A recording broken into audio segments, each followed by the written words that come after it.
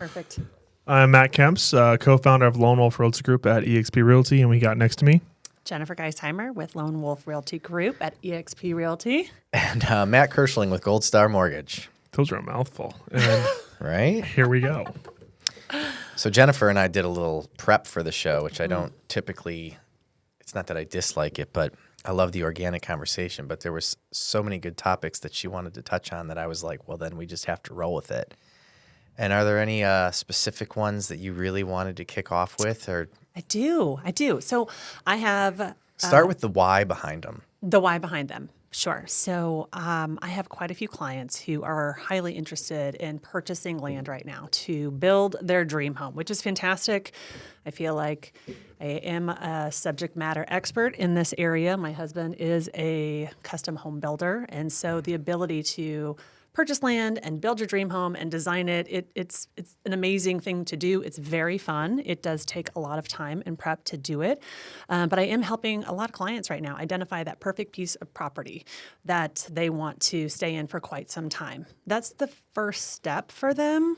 The next step is, okay, how do I not just pay for the land, but my build, my existing rent or mortgage, and then how do we transition this into a mortgage on the home? And so I thought there's nobody better to explain this than you, Matt. So can you give us some information? I wanted to ask, is your husband, is he all TREC approved and everything like that as a builder?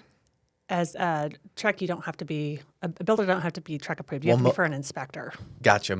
I know that most of the investors we work with, I don't know if it's TREC, but you had to have built like 3 homes, and there's like prerequisites in order to be the builder with the financing on a lot of these investors. There are different qualifications for different types of builders, and then they also have their different society levels as well. And so Gotcha. a lot of the small custom builders are part of different societies, but may not be on. Because when I was the walking larger through sites. the whole process, that was one of the things that I always mention. And the truth is like, I don't know who makes the cut or not. Mm-hmm. Like one of the things I know for sure is you cannot build your own house, even if, at least when there's financing involved. Okay. We don't have any investors that will allow people, even if you're a contractor, you would have to have someone else build your home. But to start from the top in regards to purchasing the land, and again, this is just the programs and things of nature that I have access to. Everyone always has a maybe rich uncle or angel investor or something along those lines that may offer different terms, but I can only give you an idea of what I'm capable of doing. So when we do purchases on land, the first thing that is usually a deterrent for people, unfortunately, is the minimum down payment is going to be 30%, and the minimum loan amount is going to be $100,000. Mm-hmm. So I get calls, unfortunately, sometimes someone's like, we want to purchase this property in Lago Vista. It's raw land. It's $40,000 right off the rip. I'm like, can't do it, right? But if we find the property, say around $150,000, we put down 30%. It is a 20-year term. Mm-hmm. So it does yield a slightly higher payment than a 30-year note. And the reason that's important is not only because of what you're paying monthly, but that's going to calculate into your debt-to-income ratio when we're looking at everything in respect to the purchase of your new property. So that's step number 1. And then once we have the land, we can look into getting plans and figuring out what the cost of the build is going to be. And one of the nice things that I know a lot of people, when I tell them this, are like, oh, wow, that's cool, is you can actually use the value of the land as a portion of your down payment. So you're going to be required to have at least 20% down of the cost of the new build. So, if you're only trying to buy a $500,000 home and you've got a $100,000 piece of land, well, that right there is going to be your 20%. So that's exciting. Plans have to be drawn. Builders need to be chosen. As you said, there's a lot of planning and preparation that's associated with it. And while all of this is going on, not only are we calculating your debt to income ratio based on the expenses that you have for whatever your current living expense is, in addition to your land expense because you now have a mortgage on land. We're also going to be calculating in the additional expense that's associated with the money that's going to be lent to you for the new build of your home. So having 20 plus years in this industry, the number one thing that I constantly get is everybody that wants to buy land and build a home. I do too. Once the build is complete, from there, typically what we'll end up doing is what's called a construction to permanent refinance, where we'll come in, refinance it as, real property. That's when the good rates come and all of that kind of stuff, hoping that rates just stay the same or get better. And all is right in the world. That's kind of a best case scenario, and it's definitely not rocket science. It's just about going through the process. Obviously, things can happen that can create resistance as far as time, because there's just a lot of things involved.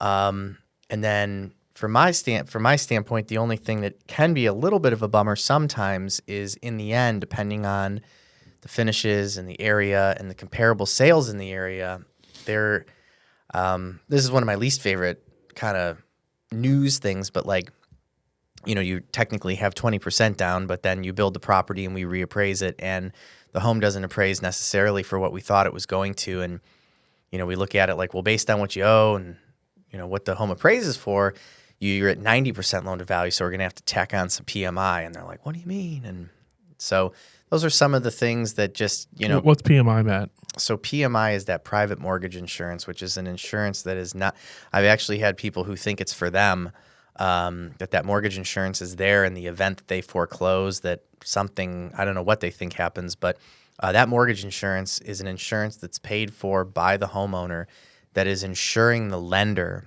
for the difference between what they will be able to reap on the property when the entire foreclosure process is done versus all of the expenses that are associated with it. So if there's any kind of, delta between what the bank recoups and what was actually owed, kind of like gap coverage on a car. Got it. So I feel like I missed some steps because, it's just that easy. But yeah, very doable, just a little time consuming, but a labor of love. I know that you have personally built homes, not only for yourself, but for other people. How'd I do? How did that outline sound to you? Was there anything I missed? No, I think you did a great job. And I think a lot of it comes into if people are trying to finance the land, or if they can say, hey, listen, I have the capital for the land. Okay, I can pay in cash for the land. Yeah. Now what do I do next? Okay, now how do I obtain my builder, get all the permitting done that's needed, and then go for the financing for the build, and then roll that into the conventional side, right? Yeah. I think the biggest obstacle, because in a perfect world, what you would do is just pay for everything up front in cash, build the property to its permanent condition, and then refinance it and take the equity back out if you wanted that money. Obviously, having a paid-off home is pretty awesome, but that would be the path of least resistance. And then from there, we can kind of roll back almost, what becomes more and more difficult, because what we talked about was you may be able to accomplish all of those things that we just mentioned, but all of the money that you would utilize for that is maybe in the equity of your current property. Right. So now you're like, well, I've got $250,000 sitting around in the equity of my property. How do I get to that to do all of the things that we just made mention of? And that can be an obstacle for people because, if now we're taking out loans against the equity of a property, that's going to cut into our debt to income ratio. That's going to create additional expenses. Or if we say, okay, well, why don't we sell this property, right, and then get the equity out of it, where are we going to go? Are we going to rent? And if we rent, that rental income has to be calculated into the debt to income ratio. Or are we going to live with mom and dad or whoever is going to take you in?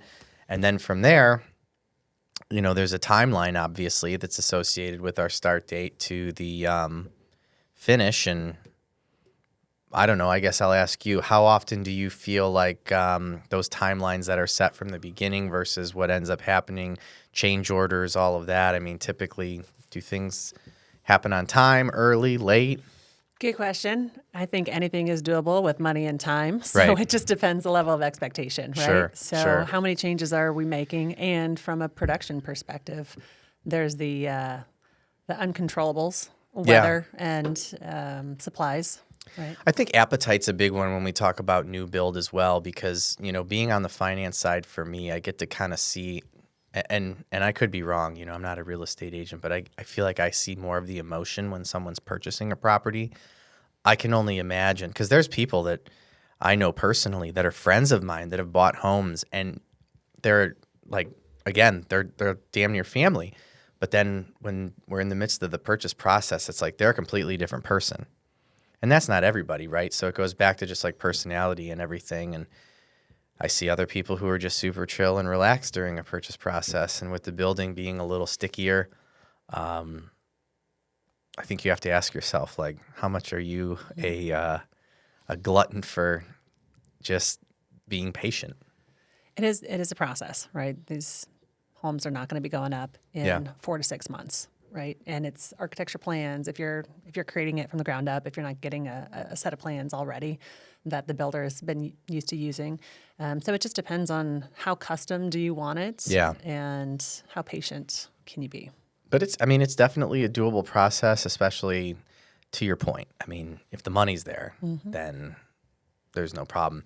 I just unfortunately, and this is just, my end of the business, a lot of people will call and say, hey, we're going to build. And I'm like, okay, great. Like, how much do we have saved? What's our situation? Oh, we're first-time home buyers. We want to just utilize our 3% down. Yeah, so I'll give you an example. So I was working with a guy who wanted to go new build, production builder. Mm-hmm. It was going to be like a single family / condo, common, $450,000. And we were looking at DPA options. Decides to back out of that. Text me today. And again, also important. But this backstory. isn't like custom build, right? I know, I'm getting this right, one. okay. And the really important part of this whole conversation is I had a single property representation, not exclusive, right? He's the personality. You bring me the deal. You're the buyer's agent. Didn't like it from the start, but went along with it. Before we hop in this podcast, he just texted me, he goes, we're out in the new build. We want to buy land and build a barn dough. I'm like, am I going to have exclusive representation to represent you? And he goes, no, you find it, you get it. Okay, first of all, going back to this conversation, I know he doesn't have 30% down to put on for land. Right. I know he won't be able to handle the payment to be able to go build something. So am I really going to waste my time to go through that whole process? So I respectfully said, hey, I respectfully decline the opportunity. I appreciate where you're coming from, but I just don't have the time to be able to go without the exclusive representation. That's just not how I work. Right. I was wanting to do it for the one-time scenario and be cool with you, but now that I'm asking you the second time, this needs to be mutual. So going back to your point, we do see that come through a lot. Yeah. But if the cash is there, it's fantastic. Absolutely. I mean, the cash and then obviously the income coming in to carry, the expense that's associated with it is just as important, of course. Yeah, holdover cost. Right. But, yeah. Okay, let's do this. I know we were talking about this earlier. Mm-hmm. Can we work out some scenarios with your fancy dancy calculator over there? Sure. Okay. Just so that we can kind of get some clips out of this to where, let's say we have a land acquisition is going to be $300,000. Sure, $300,000. Okay, $300,000 for the land. Yep. Let's say the build 1,213. Total Yeah, for just the cost of the build, or are you talking about the whole house with the land? just the build. How do you say about $800K? Okay, $800K for the build. Okay. We're at 1.1 now. I'm trying to be the consumer brain right now. Okay, I know it doesn't work like that, but and let's say we plan to doing a 12-month build. I have $250K equity in a property. I'm willing to sell that, but I need to live in a nice rental. Mm-hmm. Rental's going to be $3,000 a month. Let's work those numbers up, baby. And what are we trying to figure out? I want to know the payment. How much money you need to make? How much money do I need to make? What's my payment going to be? Mm-hmm. How much money do I need to put down? Well, just on the land, I can tell you you're going to need $90,000, right? Okay. So you need $90,000 just to purchase. Do I need paper for you? No. Okay. You can do all this. And I have a calculator here, and when it gets a little dicey, but you're going to need $90,000 down to purchase the $300,000 property. Cool. And then you're telling me that the total build cost is going to be like, what'd you say? 800. I said 800. Just That's a 800 for the fancy total home. build. Right. So I That's mean, right very there, if you're fancy. putting down the 90,000, you kind of already have what you need in order to have the 20% down. Okay, so we're good at 90 right now. Yeah. And then my rent is Well, no, that's not true. You'll need another 50. You'll need another 60,000 because it's 160K. So okay. you're at $160,000 down just to get started to buy Okay. this $300,000 land and then purchase your $800,000 home. Yeah, you're going to need that. But then we have to work backwards, right?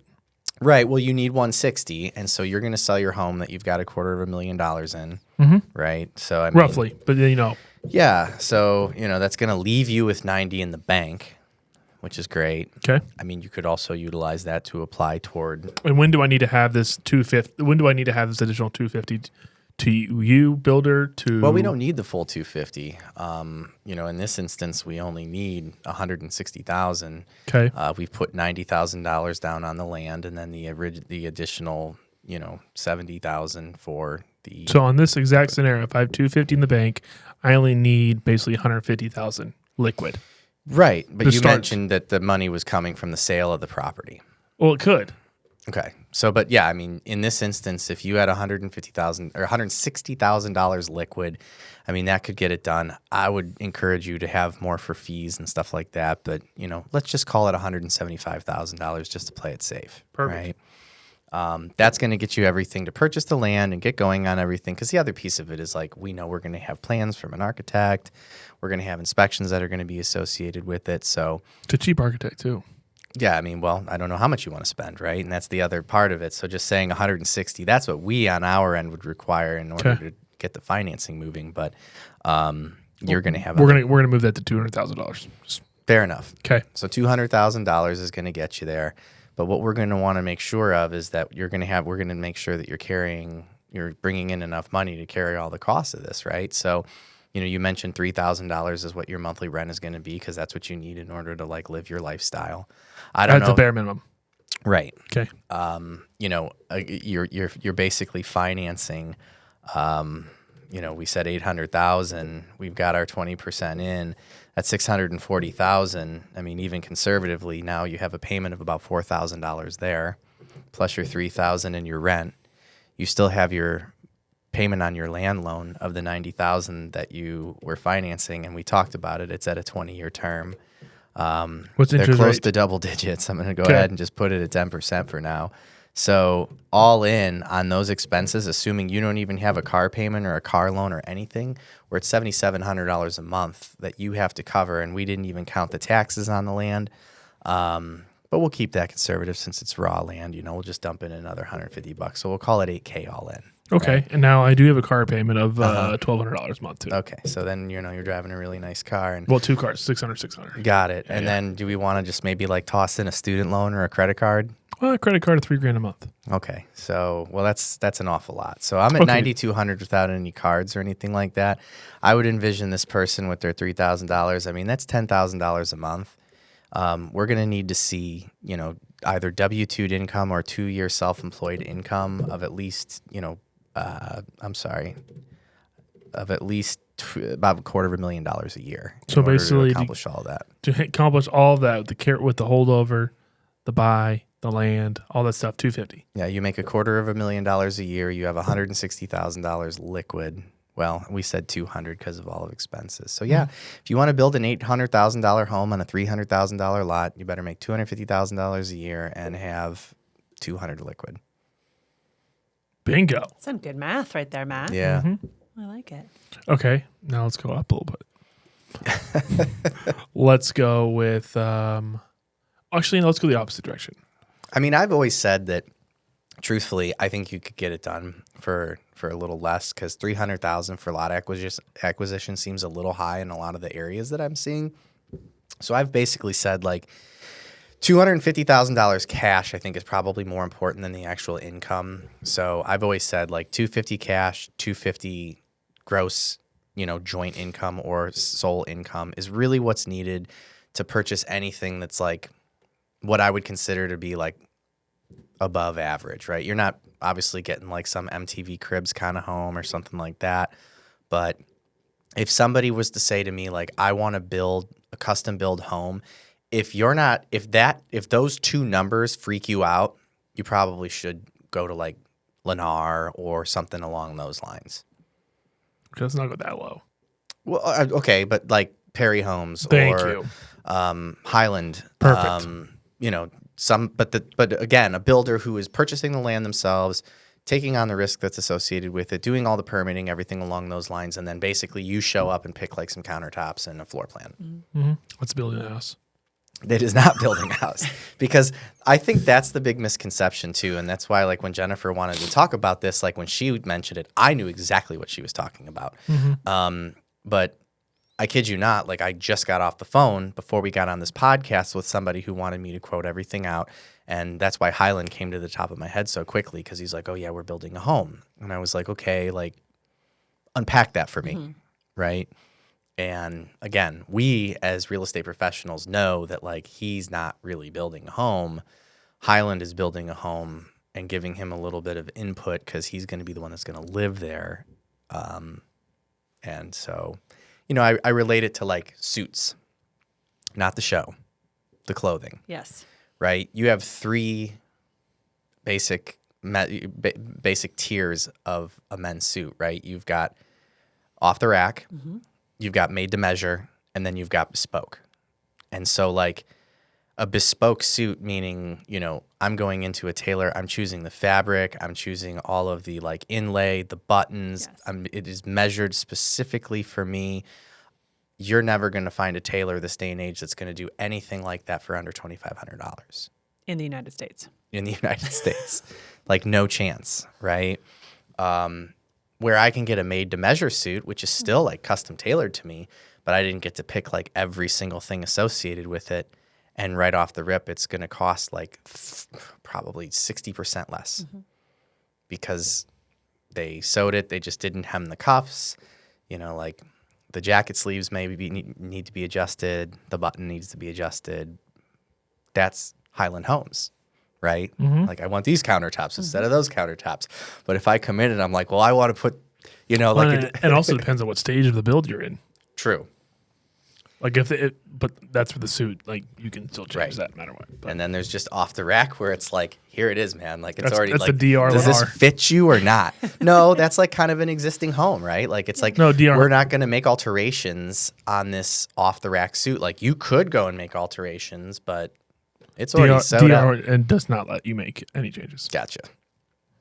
So yeah, when you mentioned it, I knew what you were talking about. I like it. Since you have your fancy calculator, can you run some other scenarios Yeah. for us? And this is just in the, we're coming into spring market. There may be Can't some wait. people who are selling or thinking of selling or, hey, I want a little bit more space. Just run some real basic numbers for us just to Sure. kind of give, hey, if I'm even remotely thinking about buying a new house, like where am I at? Where are rates at? What's the equity? Like I haven't thought about this in 6 years. So where do I even start? So let's say $1 million home.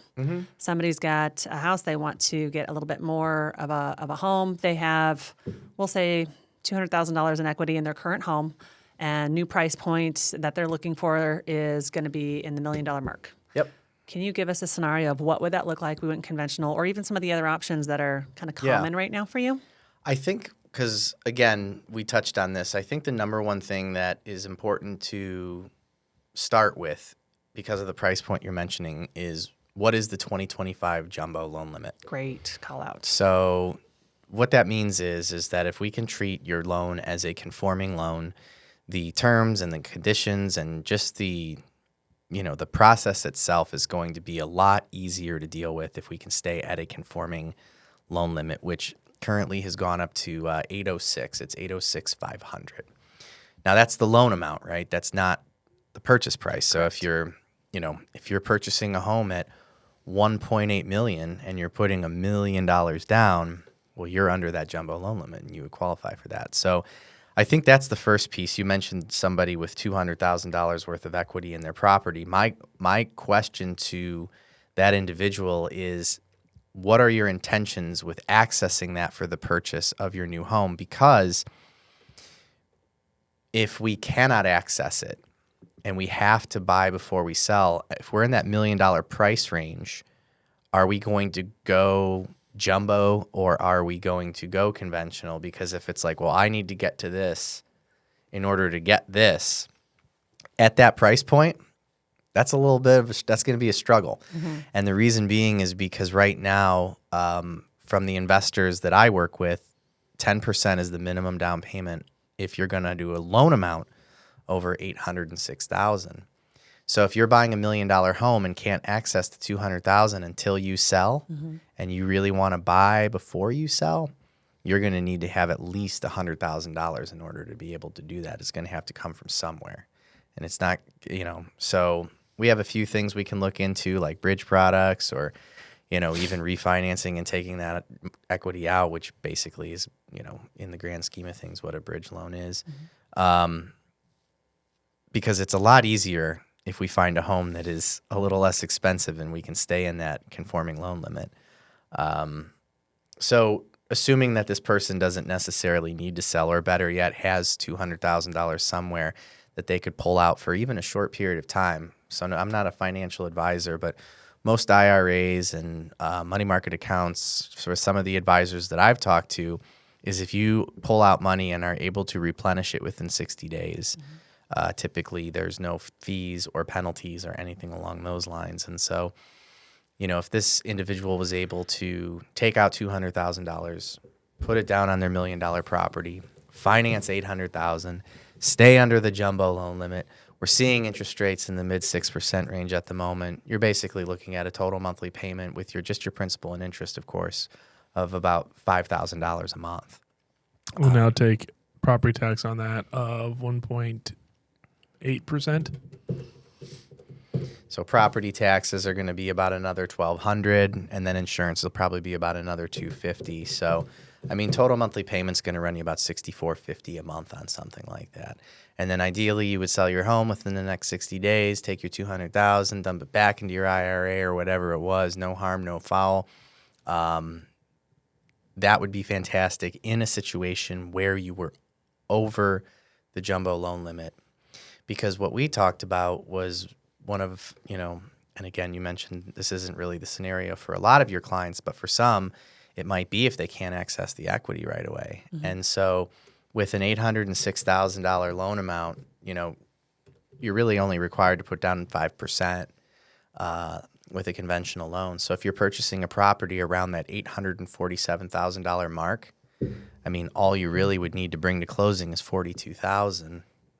And then you can recast, is what we call it, where you can apply the equity that you receive when you sell, as long as it's done within 1 year, and you can reduce that total monthly payment by whatever it is that you put down. So that's something we do for a ton of clients. That's the most cost-effective way to do things, is with a recast, for sure.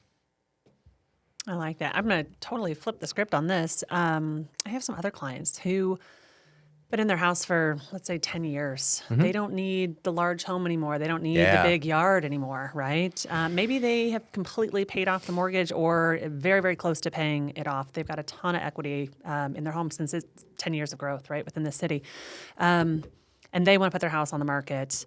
We talked a little bit earlier about what would be wise for them to do as far as looking at their options when they do sell that home and they cash out, moving into the next home. What are some things that you're seeing that would be of interest to them? So going back to, most of the time, people just, they don't want to move out of a home until they buy another one, which unfortunately, if you're downsizing, sometimes that can be a little difficult because, we have to show that you can float both of the homes at the same time. But some people have enough income to accomplish that. And so what they really are looking for is a way to, get the equity out of their home, like after they find something.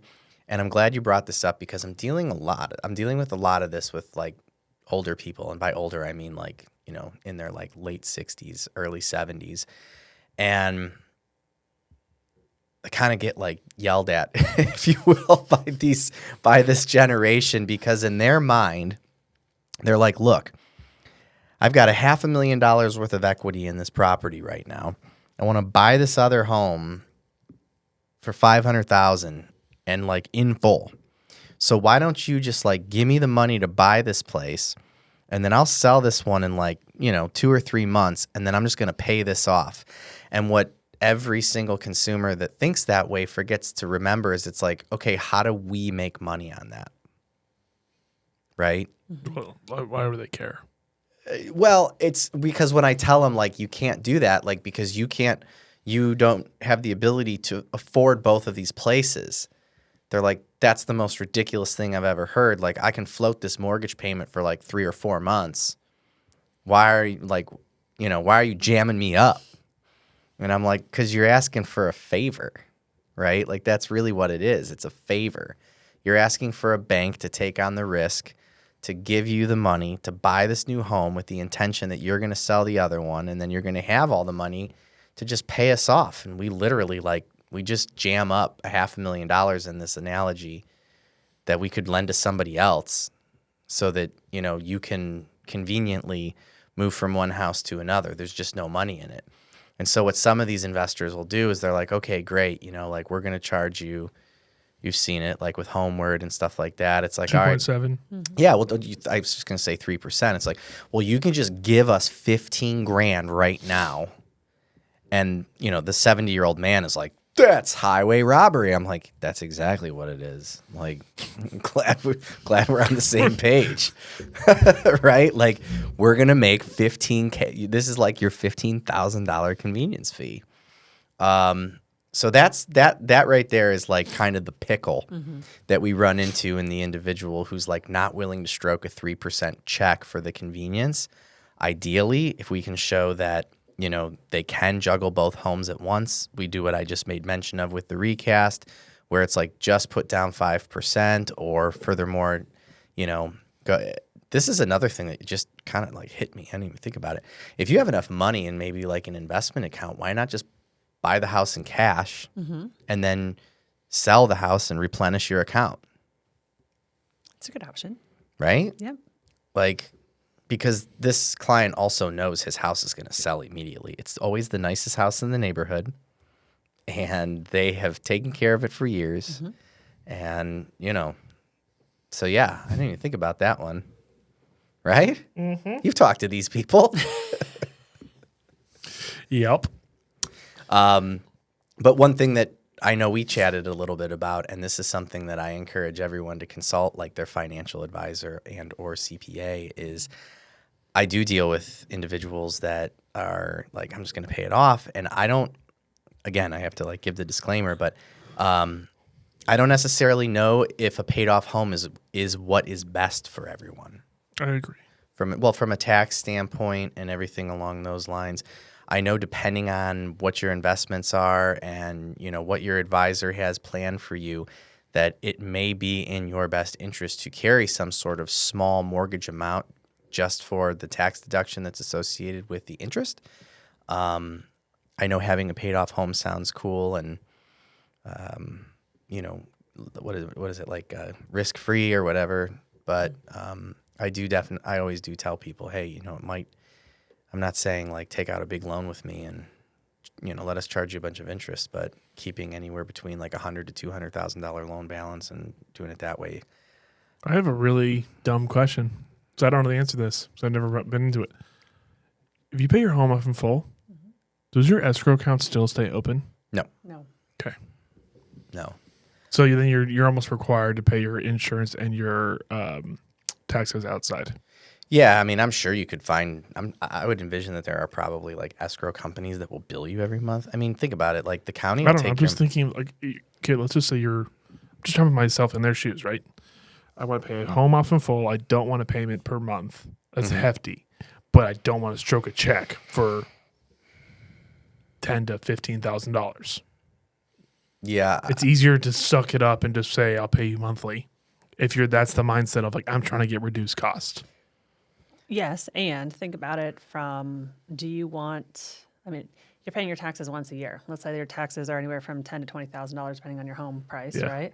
So could you make more money yourself on that $10,000 to $20,000 and just make one check throughout the course of the year than to be?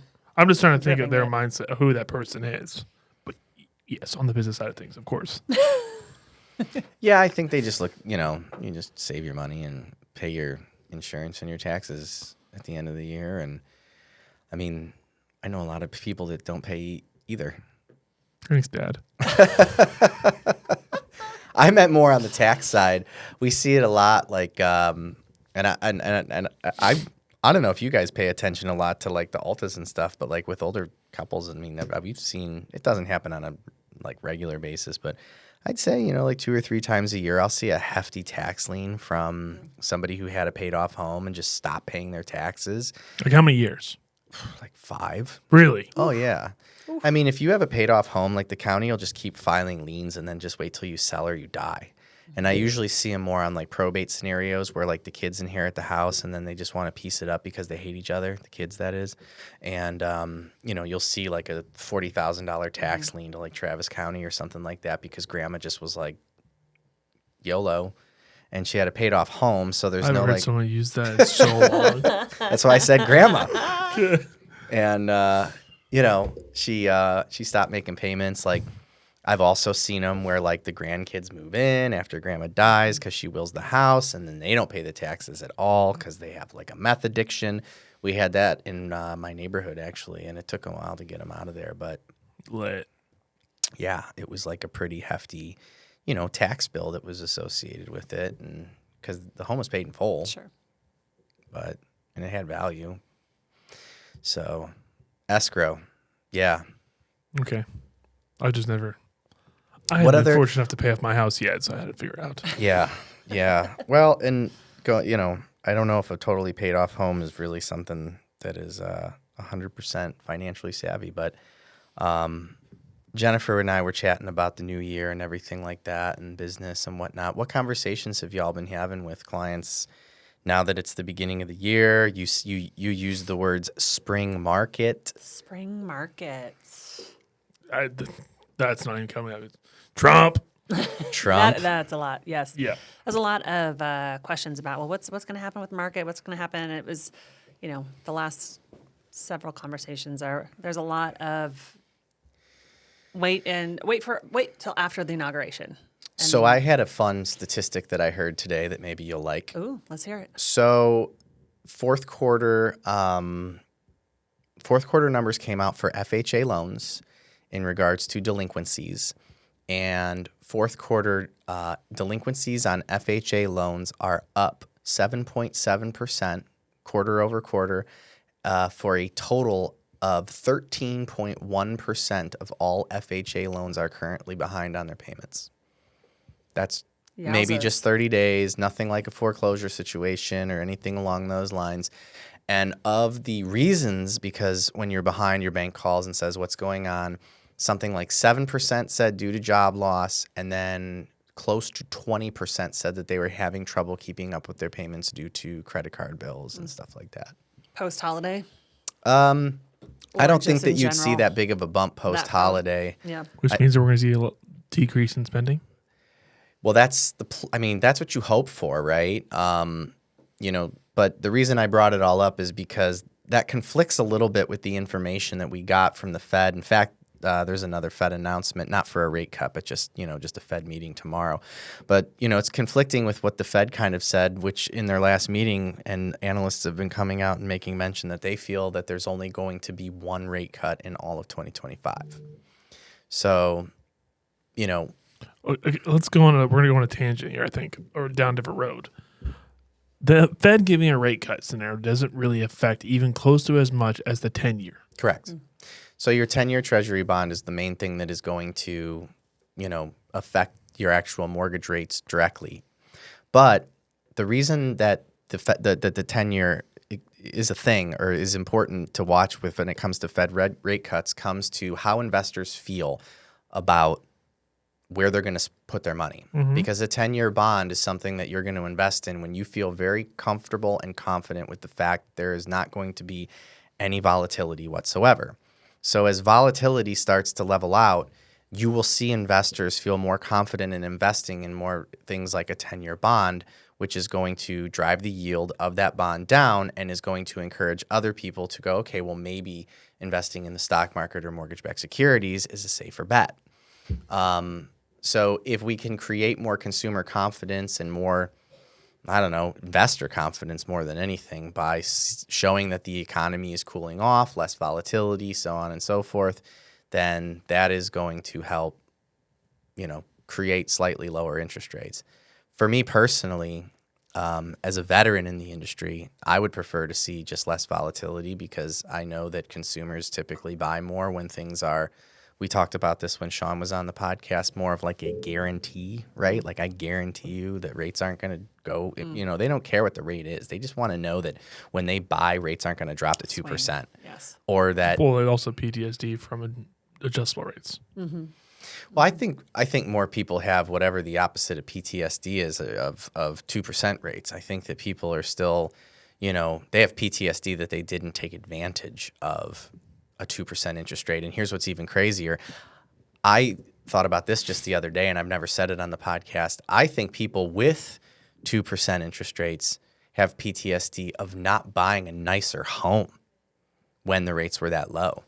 So that when they were like, oh, well, at 2%, I want to keep my payment around $2,000. I'll buy a $400,000 home because I don't want to be house poor, right? Mm. And then now they're looking at like a $600,000, $700,000, $800,000 home, and they're like, man, if rates were 2%, I would buy that $800,000 home today. It's like, well, maybe you should have bought it when rates were 2%, but they didn't because, these home prices are crazy.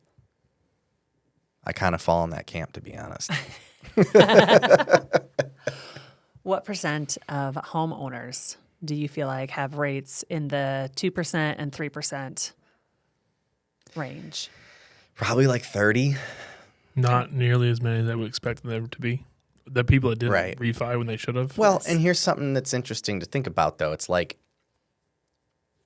rates have been below 5% since like 2007, 2008.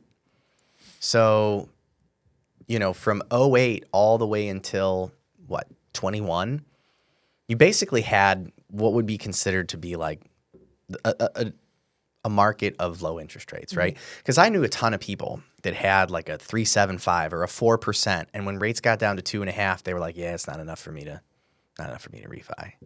Like I could save you $250. They're like, "Yeah, but my closing costs are like $4,000." Like I'm like, "You will break even in 18 months." They're like, "Yeah, I'm not seeing the value." Flash forward 5 years later, and it's like, you could have saved $20,000. Right. But again, that's neither here nor there. But yeah, somebody with a sub 5% interest rate, I'm just literally shooting from the hip. I would envision is probably like 55% of the current homeowners have a 5% or less. Yep. That's, again, I don't know. Winging it. Well, I see my spreadsheets with my past clients and everything like that, and it's we've only had stuff in the 6s and 7s for maybe 3 years. Yeah. So. But do you feel like this is kind of consistent to the new normal?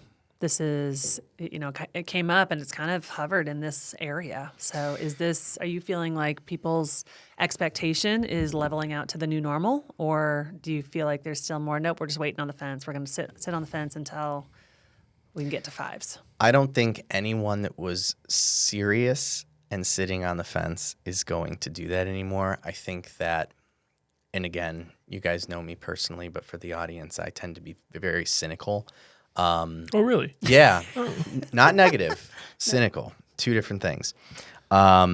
Because, in any given market, like if the market's hot, for example, I'll go 80-20 and say like 80% of buyers are serious, 20% are total bullshit. When the market ticked up, especially in like 23 and even 24, I'd go 60-40. 40% were bullshit. Like they weren't going to do anything anyway.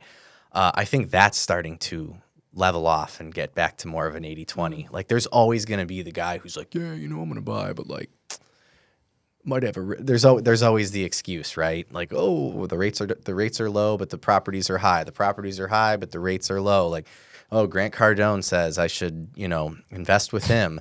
Grant Cardone says I should never buy a single family home. Right. Grant Cardone says I should live in an apartment. I don't know. So I think more than anything is as things start to level off, you just get you weed out more like tire kickers. And I don't think 2025 is going to be a big year of, I mean, they're going to be there. They're always there. But I don't think it's going to be a huge year of people being like, What's our word of the year? We said it like 4,000 times now. What, guarantee?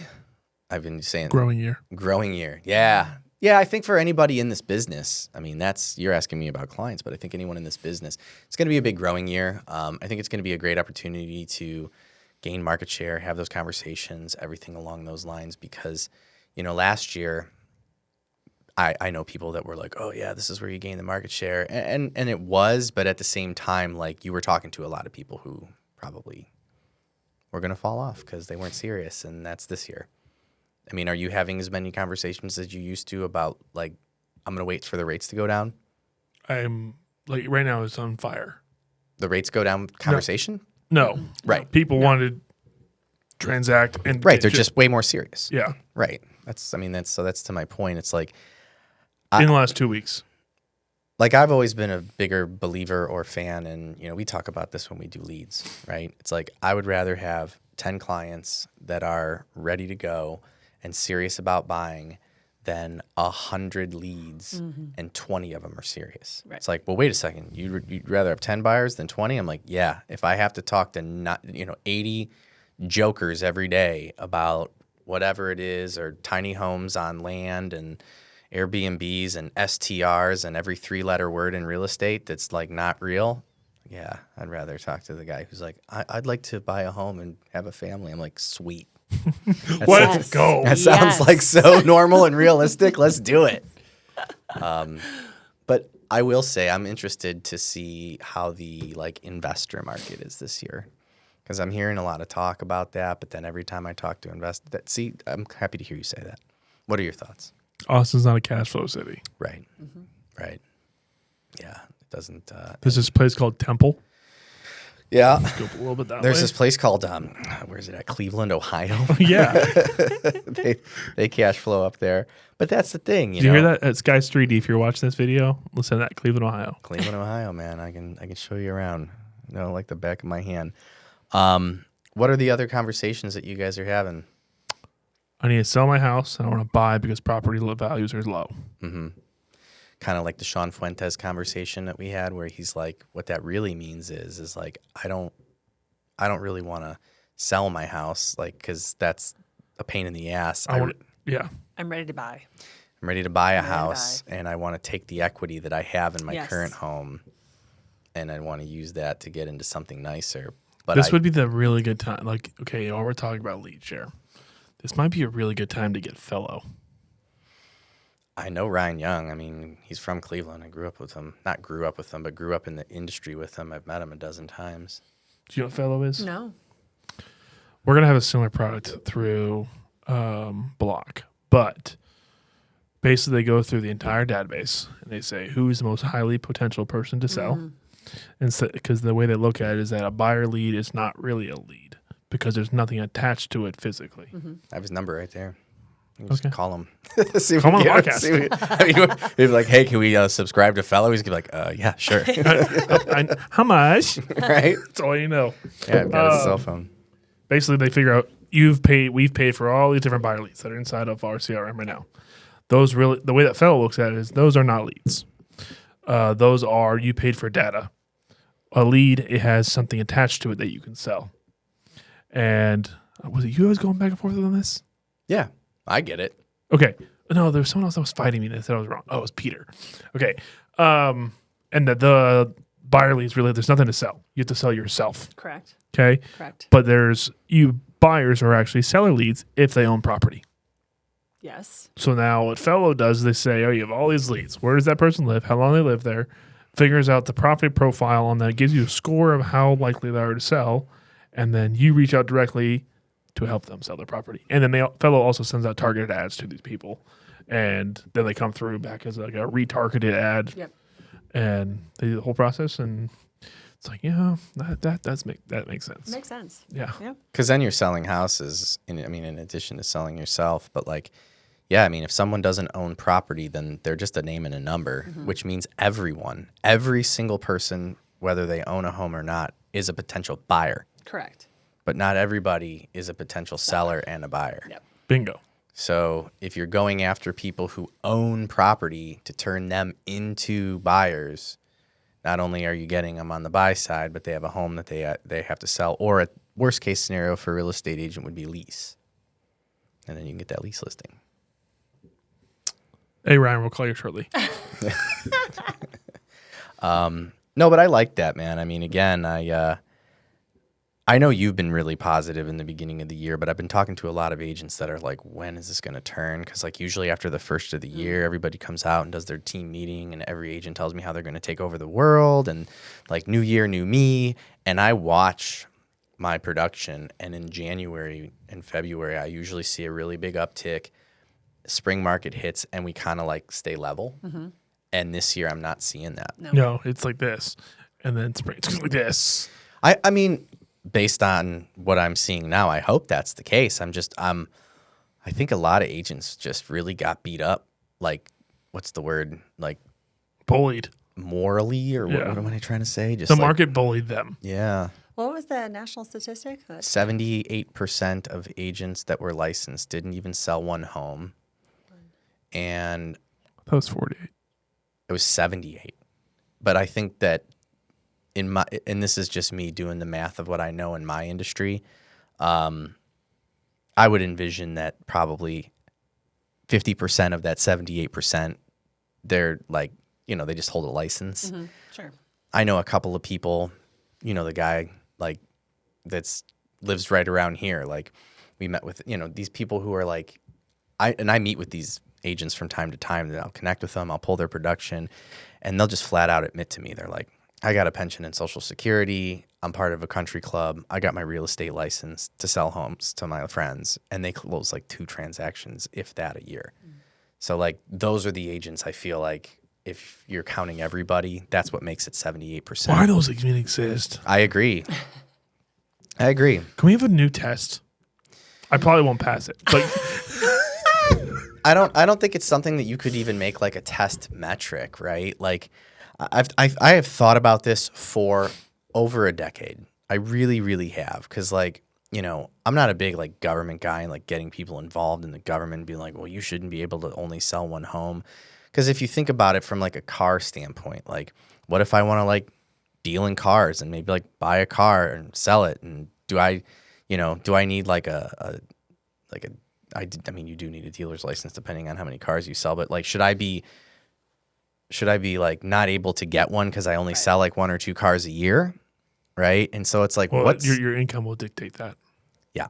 But I'm just saying, it's like, I don't know what the answer is, because the reality is, are these onesie twosie agents that sell 1 or 2 homes a year, the first word out of like good agents' mouth is always like, how do they afford to live? It's like, they're one of 2 people. They're either like a retired person who's got like a $40,000 to $60,000 salary a year through the government and a pension, or they're like there's a lot of stay-at-home men and women. I don't want to discriminate, that have a spouse that makes really good money, and so if they sell like 1 or 2 homes a year, that's like a vacation. And I've seen, that's okay, but like those are the examples that I run into. And how do you eliminate that? I have no idea. We were talking about today we have like an internal call in our brokerage for just the city of Austin. And we were talking about how many deals, like we were like, okay, everyone raise your hand if like, I'm going to say it. If a shitty agent on the other side kind of ruined the deal, like if there was something that was experienced on the other side, would that transaction have closed? I know there's no way to actually measure that, but like there was multiple people who said, yeah, I had 2 or 3 deals in just December alone who were the agent didn't want to put the effort, didn't know what was going on. And sometimes when I go through the transactional portion of a negotiation and what we're trying to actually get done and what they need to do on the contract on their end, they can't even take the context to the client and say, this is why they're doing this. It's either good for you or it's bad for you. And it's negotiation. And there's not enough IQ or experience or something on the back. Right, like seller concessions. Like they barely can explain it. So like the only thing that I figured out as a workaround to that is it's almost conceited, but I'm trying to get like better at acting so it's not conceited. Hey, and I do a bomb video. All right, well we're trying to and like just directly send it to the agent so they can forward it over to their client. Because then they can get it direct from me, and I can explain the whole thing, and then they're like, "Oh, yeah, well, just watch this." It's actually not a terrible idea, right? But if I come off and I say it the wrong way, it can be like deal killer. It's like, hey, we're going to put together a video proposal so that you can make the presentation to your seller so that they understand what's going on. Yeah. Because I agree with you, like, and this is something that I don't think the public is aware of, is like, if you've got a listing agent, it's difficult to deal with. Like, I know personally, I've walked away from a few properties that we were making offers on just because the listing agent that we were dealing with, like, to your point, you know, you're asking for like concessions or whatever, and they're like, well, my sellers aren't going to net. And you're like, what? They basically are just like, just write me a number. We don't want to entertain seller concessions. Like, we don't know what we're doing. You know, like, how much are you going to pay us? It's like, all right, you know what? Forget it. Like, we're moving on. Because a listing agent can really make a deal, yeah, shitty for everybody, for sure. For sure. Yeah. And that's supposed to be the part of the real estate process that, like, I feel like the public has a lot of respect for. And sometimes they ask the buyer agent, who's kind of the wizard, Harry. That's what I'm saying. Yeah. Like, if you ask the general public, like, hey, what do you think of real estate agents, and kind of like ask some qualifying questions, I would think the general public would say the person who's driving someone around and showing them the homes is basically just like a glorified door opener. And then the person listing the home is really the one that, like, is maybe not doing more work, but like has to convince. I don't know. Now that I think about it, because yeah, if it's just like you're Going back to the client I'm dealing with, or now, not a client because I literally hired a client. He thinks it's like glorified to whoever sends the deal his way gets it, which is basically a listing agent trying to get both sides. yeah. So like the listing agent's always been glorified. And like, how many objections have you had for Zillow when they call directly to Zillow? I just want to talk to the listing agent. And they're like, you understand they're not going to have like your best interest. Well, you know what's interesting about that, and this is something that we've been talking about, and I'm glad we brought this up. I think the average consumer doesn't understand that, like, there are negotiations that can be made that can still allow you to have representation and get you the deal that you want to get. Well, duh. Well, so like we've talked about it with new builds, right? And I've identified that there are a lot of buyers and even some real estate agents that forget about the fact that you can negotiate seller concessions on any property in the MLS. And it doesn't have to be in the MLS. Anything. Right. Yeah. So when someone says to me, like, hey, I'm really thinking about these new builds, you know, because they're giving 6% seller concessions, it's like, are you buying the property because of the 6% seller concessions, or do you really want this house? And they're like, well, I just really don't want to, like, you know, walk away from these incentives. I'm like, well, these incentives are available on any home in Austin. Yeah. And we may be able to put you in a situation with lower taxes, no mud tax, no PID, right? No WCID. And higher appreciation if you're interested in making any sort of upgrade or anything along those lines. We can also avoid upfront mortgage insurance for you as well. Correct. Yeah. But so going back to, I just want to talk to the listing agent. Well, the why behind that is because I think that there's a commission that you're going to be a part of that is going to cut into the potential of me getting the deal that I want, when it's like, wait a second, what if we can get you the deal that you want and get you representation? It's like, all right, well, now I'm interested. And so I think a lot of times we just forget to, like, take the next step, right? Also, to that same point, if you are putting less than 10% down, it is the dumbest thing I think I've ever heard, that think that the buyer agent is to be cutting into the amount that you can get, even though there's a maximum that you can get as a seller concession of 3%. Yeah. Well, I was kind of gearing this too toward the whole toward the whole buyer that thinks that cutting the buyer's agent out is going to save them money. Like, it's like, we can get everything done that you want to get done. I understand. Completely. It's like, it's a short-sighted way of thinking. And again, there are other instances, like I brought up with the seller concessions, where it's like, well, we can get you that too. So yeah, I think it's just important to stop and say, wait a second, that's a great idea. I can see what you're trying to do as far as saving money. Like, let's make that happen. Help me help you. And not to sound like the ADD monkey here, But my phone has rang more during this podcast than the other podcasts we've ever had. Well, that's why you have to be on these podcasts. It's because you're putting out the vibes, and then the people are like, you know what? We need I this want to buy a now. home. No, like because like normally I'll like have my phone here. It rings like 1 or 2 times. Like just sitting here. I'm not sure how many times. We're you've seen probably me on check. some stupid group text. No, they've been calls. Oh, okay. Like legit calls. Except Gotcha. for when my wife says the client likes a comb. That one doesn't count. But yeah, my phone has been ringing. I mean, It's nice. what do they say? If you want your business to pick up, go on vacation. Completely. It's the Right. most Go on true thing vacation. on the planet. Right. If you want your clients to I'm call leaving you, in April, get on my everybody, podcast. just to let you know. Yeah. Pick up the phone. Call me when I'm on vacation to make sure that I don't have any free time. And then if you want like the biggest deals possible, make sure you're across an ocean. Yeah. Okay. Yeah. You Or can't. be It's, on a ship. Be, yeah. be in the Different water. Exactly. time zone, at least. exactly. Yeah. Like go to Maui. Like I've had the craziest deals happen when I'm on Maui and on a vacation and just I can't get shit done here in person. Yeah. Just I only like going into the future when we do time zones, because going into the future actually isn't too bad. So like going to Europe, You'll do Yes. that. Well, that too. Well, you'll come home in the future. right? But like, it's so much easier. It's so much easier to deal with that time change versus Maui, for example, where like I'm waking up at 6 a.m. and like it's noon. And it's just on fire. Right. You're on fire at 6 And it's like I have like hi. 90 emails. People are like, "What have you been doing?" It's like, well, it's 5:30 here. Yeah, and you're on outdoor patio and everyone's, yeah, I know, I understand we have to get the deal done today. But Right. Yeah, I like going to where I'm ahead of everyone. What else, guys? What do we need to know? What do the buyers need to know? We covered payments.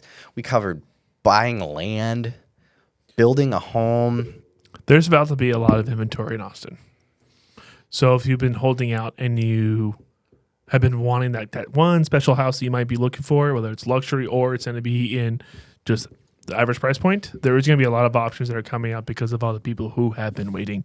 And first waiting for the election, now we're waiting for the spring, we're waiting for rates, we're waiting to do all those things, and now people are starting to like, we're about to start making some decisions. I would say, like, if you're looking for that home and it's like there's a specific type of home or an area you're looking for, it's probably going to pop up here in the next month to 2 months. What do you think is? Don't give your personal answer because y'all are too educated in real estate. But the average consumer, what do you think if they could choose is more important to them? Low prices or low rates? You can only have one. Low rate. Again, because that rate fixes everything. The rate does fix everything. I think we're seeing the pendulum start to shift. Okay. I think that rate was so hot for so long, and now that's becoming less of a hot topic because it's been there and it's kind of been in the same range. That now it's like I got to go to the price because I'm not seeing this shift and swing in rates. So that's going to stay there. So now I'm moving over towards price. All right, we're Instagram polling this, okay? Yeah. So, So this is going to be a clip, right? Do me a favor. Right here, it says rate. Right here, it says price. Vote on which one. so here's the next piece of it, because I watched this and this was what was so interesting to me. I would agree with you that most people, given the poll, I think it'll be like a 70-30 split. It'll be 70% rate, 30% price. But then the part that everyone forgot about, and I watched people take advantage of higher rates because it wasn't the price that bothered them.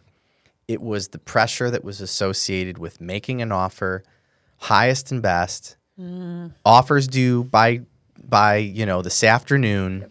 I have the right? call to action, that one. Appraisal gap waivers only. We're looking at 0 option day, and people were like, I don't feel comfortable purchasing in this environment. If that is Yep. you and you're in that mindset, and if that does come back, call us because we'll walk you through what's called a escalation addendum. We can't do escalation clauses here in Texas because they're not promulgated, but if the brokerage has what's called an escalation addendum, we can use that.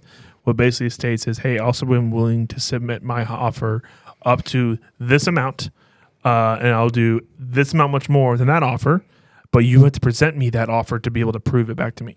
So you don't have to go through these like blind multiple offer scenarios, and you basically say what the highest threshold is you're willing to pay, But if they can't prove that there's an offer that's that high, you get to drop your offer price down.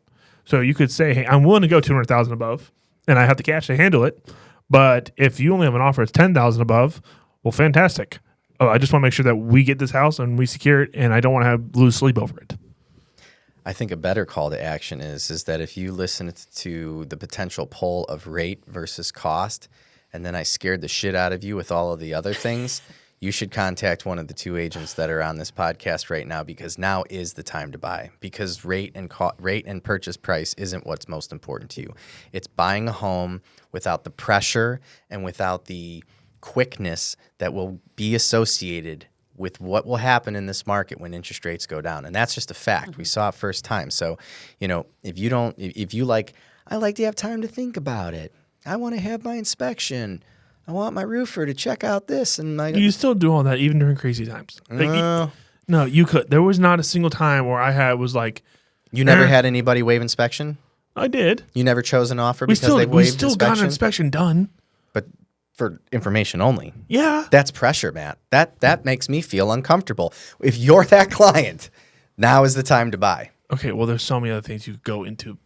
Okay. I was just shocked at the amount of people that I was approving when interest rates first started to go up. And I always ask every single client, every time I talk to a client, what has made you decide to buy? And I usually get the same answer, but I dig a little deeper. It's always, just sick of renting, or now's the time, whatever. And I'm like, is there anything else that's happened? Any life events, kids? Has anybody in your life bought in the last 6 months? And usually it's like, yeah, my loser brother, Johnny. And if he can buy a home, anyone can. So that's what's making me feel comfortable. Anyways, I get that a lot. I had a ton of people that were like, I really wanted to buy in like 2020 and 2021 when rates were really, really low. But it was Too crazy. It was too crazy. And I think purchasing something that expensive, I really want to be able to take my time. And there were multiple offers, and they were asking us to waive inspection, or they wanted appraisal gaps and all this. And they were like, I didn't want to be a part of it. Buying a home in general can be an emotional roller coaster. You throw gas on that fire in that amount of environment. That's a lot to walk I will through. throw this out there, though. Selling is worse. For sure.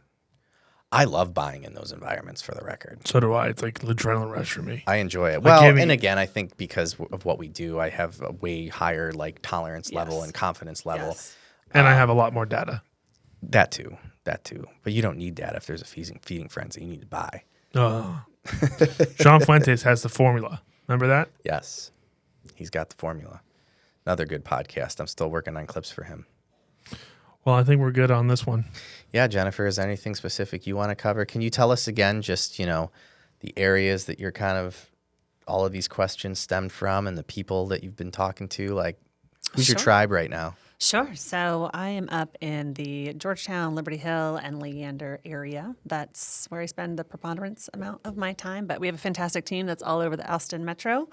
And if there are needs outside of that area, obviously we'd love to help out, myself and the rest of our team. And she can help you build your home on the land that you purchase. Most certainly can. Let's go. MTV Cribs, here we come. I want the lazy river pool, though. That can happen. Hey, with enough money, anything's possible. Let's go make it. Thanks, guys.